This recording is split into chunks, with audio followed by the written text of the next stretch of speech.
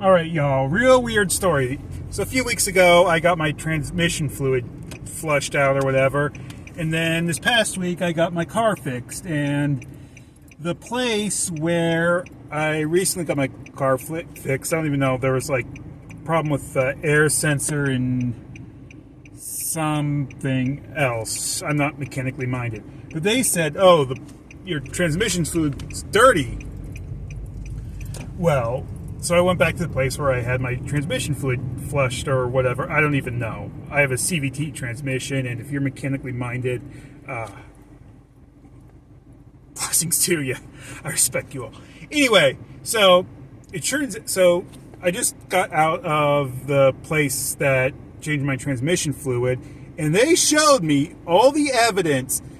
So the most recent place where I got the air sensor and other thing fixed, they used the fluid from the bottom of the pan, drained that out, and looked at that instead of looking at the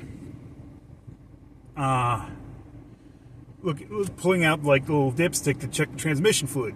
Well, as it turns out, that gave a false report, and it just reminds me of, what are you looking at for the report about your life? Because, I can look at a lot of stuff and say, I'm abandoned by God, there's something wrong with me, all this stuff. But the report about my life is Jesus, a man who had weakness just like me.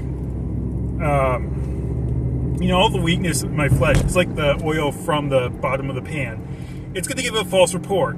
But, the oil actually tested from the transmission fluid tested from the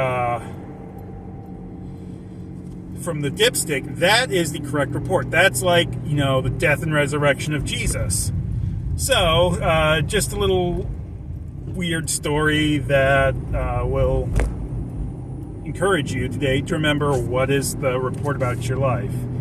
So, now I have my car back. I can do some Uber Eats, but first I'm going to go donate plasma for money, and I hope to see you in Branson.